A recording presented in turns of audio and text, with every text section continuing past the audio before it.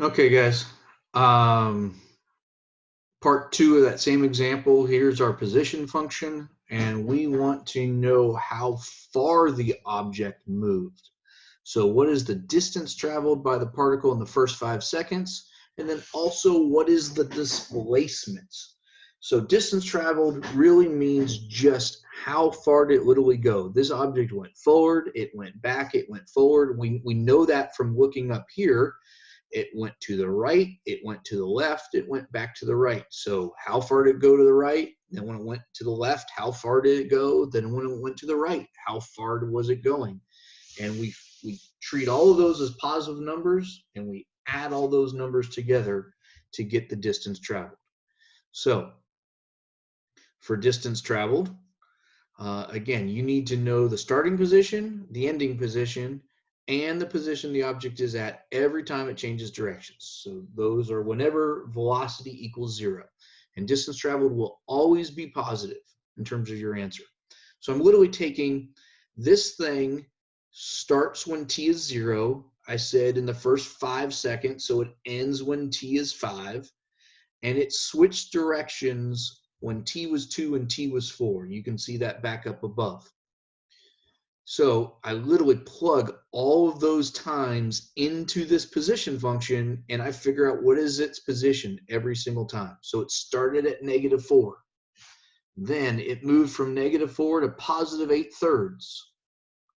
Then it moved from +8/3 to +4/3. Then it moved from +4/3 to +8/3. So in that first movement from -4 to 8/3, it went, if I just subtract them, 8/3 minus -4, I will get 20/3. Then from 8/3 to 4/3, how far did it go? Well, it went 4/3. It really went backwards 4/3. So you'd get a negative, but we want every one of those interval values to be positive. So this thing is, it went a total distance of 4/3 from 8/3 to 4/3. And then from 4/3 to 8/3, it went another 4/3. So it went 20/3 in its first stretch, and then 4/3 in the second stretch, and then 4/3 in the third stretch. We add all that together, that's 28/3 feet. Or we could also write that in terms of a decimal.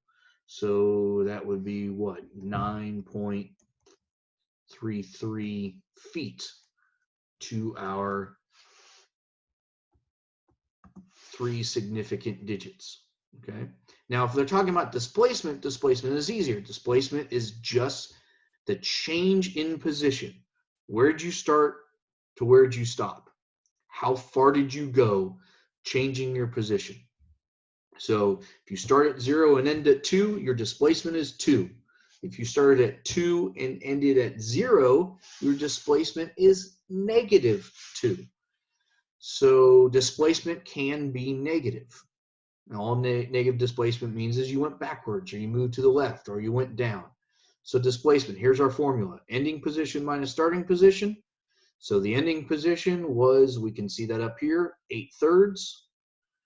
The starting position was -4. So what was 8/3 minus -4? That was 20/3. So there's our answer. This thing overall, from where it began to where it ended, it moved forward 6 2/3 feet. So, all right, that should be enough for you to do the next part of homework and assignments and everything. For the next example on this, we'll do it in another video because it takes it from a different thought process. So good luck.